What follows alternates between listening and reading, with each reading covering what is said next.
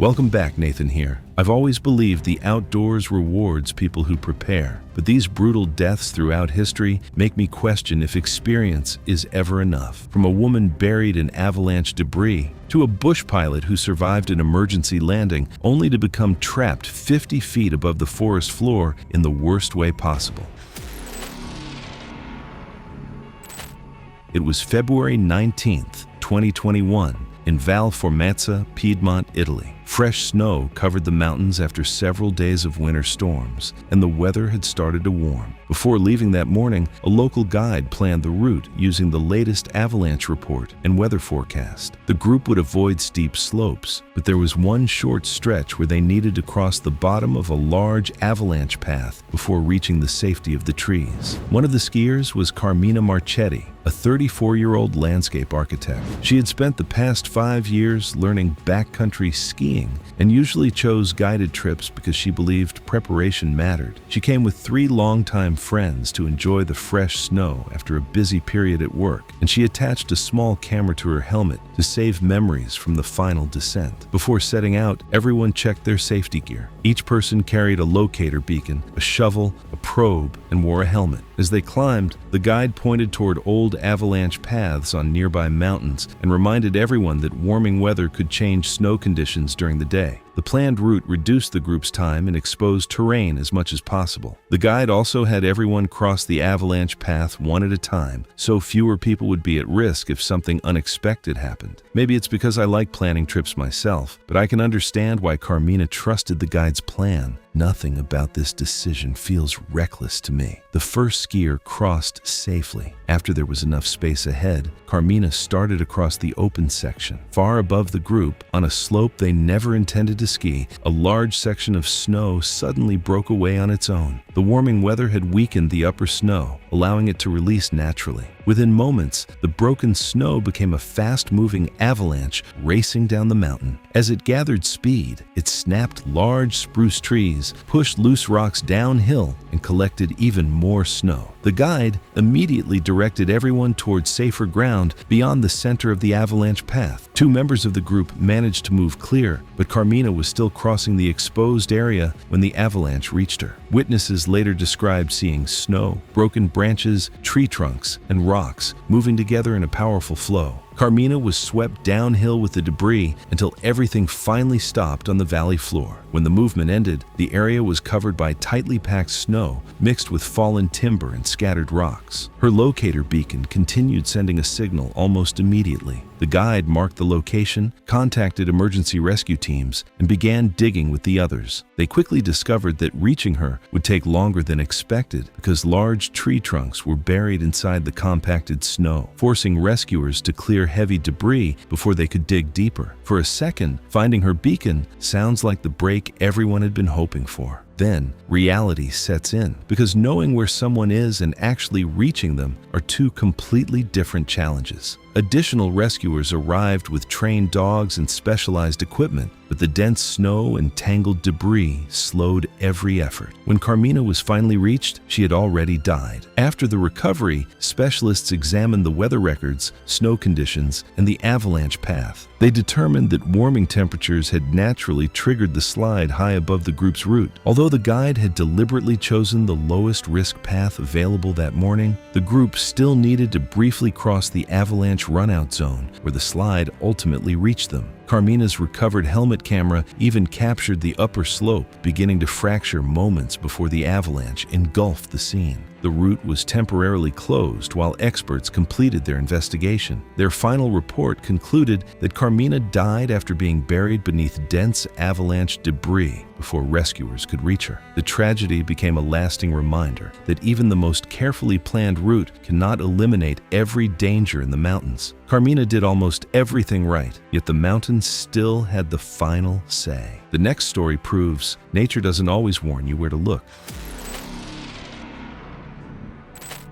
It was September 8, 2018, inside Buckskin Gulch in Utah. The canyon was dry and the narrow sandstone walls left almost no room to move. The weather appeared calm, with nothing nearby suggesting the conditions were about to change. Felix Hargrove was 37 years old and worked as a structural engineer. During the week, he designed buildings to handle heavy loads. On weekends, he explored canyons with friends. He had more than 10 years of experience and planned this trip with 4 skilled partners to complete one of the area's advanced routes. Before entering, they checked the weather forecast and radar. Neither showed any dangerous weather, giving the group every reason to believe the route was safe to begin. For hours, the group climbed over rocks, squeezed through narrow passages, and safely descended smaller drops. Everyone knew flash floods were the greatest danger in slot canyons, but the weather stayed quiet and the canyon remained completely dry. They eventually reached a steep drop with smooth sandstone walls, no reliable natural anchor. Felix chose an emergency rope method, sometimes used by experienced canyoneers when no dependable anchor was available. He would hold the rope with his body while each teammate descended. The first climber reached the bottom safely. The second followed without trouble. Personally, I think Felix's job explains a lot about him. Someone who spends every day solving problems is probably the kind of person who naturally puts everyone else's safety before his own. The third climber started down while Felix leaned firmly against the rock, keeping steady pressure on the rope. Everything appeared to be under control. Then, a deep rumble echoed through the canyon. Within moments, muddy water rushed into the narrow passage and quickly rose around the hanging climber. A thunderstorm had formed many miles upstream after the group entered the canyon. The current shoved the climber sideways against the wall while he remained attached to the rope. The powerful force of the water traveled through the rope and slammed Felix against the sandstone. The rope tightened across his upper chest, pinning him between the loaded line and the canyon wall. Letting go would have dropped the hanging climber onto bare rock below, so Felix kept holding on. As the flood continued pulling on the suspended climber, the rope compressed Felix's chest harder and harder. His airway stayed open, but his lungs could no longer expand enough to take in the air he needed. Below him, the others searched for another way to help. The flood had already blocked the only safe route back, and the current was too strong for anyone to reach either man without likely being swept away. What really gets me is how fast the situation changed. A rope that had been protecting one person became the very thing trapping another only moments later. For several moments, the flood kept the rope under extreme tension. The pressure never eased as the water continued pulling on the suspended climber. As the flood slowly receded, the force on the rope finally weakened and it slackened. By then, Felix could no longer be saved. Rescue crews entered after the floodwaters dropped to a safe level. They recovered Felix's body and guided the survivors out. Their accounts matched the rope's position, the marks on the sandstone, and the flood conditions inside the canyon. Investigators also compared the group's statements with the physical evidence before reaching their conclusion.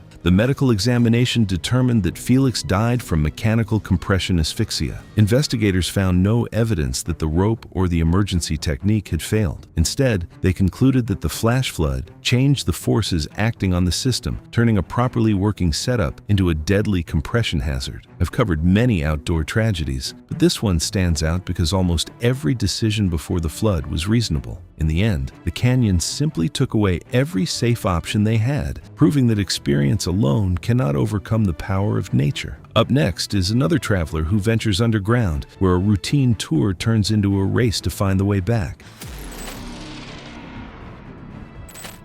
It was July 14, 2019, inside a privately operated geothermal cave near Hvergerdi, Iceland. Small guided groups visited the cave to see its naturally heated mineral pools and unusual rock formations. The tunnels were warm and narrow, and that morning, the tour began under normal conditions. Jennifer Bannister was 41 years old and worked as a travel photographer. She loved visiting places that most travelers never experienced, but she had very little experience inside geothermal caves. She joined the tour hoping to photograph the colorful rock walls and steaming pools for a future travel collection. Before entering, everyone received helmets and listened to a safety briefing explaining the evacuation route and why nobody should leave the group because several tunnels connected underground. Earlier that week, workers noticed slightly stronger steam in one chamber, but inspections found nothing serious enough to close the cave. Minor earthquakes had also been recorded across the region, something common in Iceland, and temperature checks remained within safe limits before visitors entered. The group followed the guide guide through the underground passages, stopping at several pools along the way. Jennifer occasionally paused to take photographs before catching up again. Many of the tunnels looked alike, making it easy to lose your sense of direction without someone leading the way. I'll admit, Jennifer reminds me of a lot of travelers I've seen. When you finally reach a place you've dreamed about, it's easy to spend a few extra moments looking through a camera instead of noticing how quickly things around you can change. A slight vibration passed beneath the cave. Most visitors barely noticed it. Deep below one section of the tunnel, however, the movement opened a new crack connected to underground hot water. Pressurized steam quickly forced its way into nearby passages. Within moments, thick steam spread through the tunnels, hiding both the passage ahead and the junction behind the group. The guide immediately led everyone toward the entrance while counting people. A second head count near the exit showed Jennifer was missing. At one intersection, Jennifer could no longer see the tunnel markers through the dense steam. Believing the exit was still ahead, she entered a staff service passage connected to the tour route. Instead of leading outside, it carried her farther underground. Every breath filled her nose, mouth, and throat with extremely hot steam. The intense heat quickly burned the inside of her airway. Almost immediately, the exposed skin on her face and hands was also burned. As the injuries worsened, swelling inside her throat made each breath harder than the last. The heat also damaged her eyes, leaving her unable to find her way back. Emergency crews arrived quickly, but the affected passage remained too hot to enter safely. Protective clothing alone could not withstand the temperatures inside. Rescue teams monitored the underground heat and waited until conditions became survivable before beginning their search. I actually respect the restraint the rescuers showed here. Waiting must have felt unbearable, but rushing inside would have placed even more people in the same danger Jennifer was already facing. By the time crews safely reached the service passage, Jennifer had already died. The medical examination found catastrophic inhalation burns. Her airway was not completely blocked at first, but severe swelling caused by breathing the superheated steam eventually prevented enough air from reaching her lungs. Specialized rescue personnel later recovered her body once conditions inside the affected passage became safe enough for entry. Geological investigators determined that a minor seismic movement created a new fracture beneath the tunnel, opening a path for pressurized geothermal steam that did not exist before the tour began. They also found no evidence that earlier inspections could have detected the newly formed vent. The attraction later added automatic heat alarms, expanded underground monitoring, and revised its evacuation procedures. Other geothermal tour operators also reviewed their emergency plans after studying the accident. What surprises me most is how ordinary Jennifer's plans were that morning. She expected to leave with photographs, but the cave itself changed into something nobody there had prepared to face. We've got 2 more horrifying outdoor adventure tragedies coming up, so hit that subscribe button if you want to see how unforgettable expeditions turned into deadly disasters. It was August 22, 2020, on a section of trail in the mountains of California. Several wildfires started by lightning were already burning in other parts of the region. Smoke could be seen far away, but it was not covering the trail where hikers planned to begin. Rangers told visitors that the section remained open because no official closure had been announced. Many people still chose to hike while remaining aware of the fire situation. One of those hikers was Angelo Kowalski, a 38-year-old high school science teacher and an experienced backpacker. He had postponed this trip twice because of weather and hoped this would finally be the hike that completed the last section of a famous long-distance trail. He was not there to film videos or post online. Finishing the trail was simply a personal goal he had been working toward for years. 2 longtime hiking partners joined him because they had shared many backpacking trips together. Before leaving, the group checked the weather forecast and asked about current trail conditions. Since no closures were in place, they believed the trip could still be completed safely if they stayed alert. As they walked deeper into the mountains,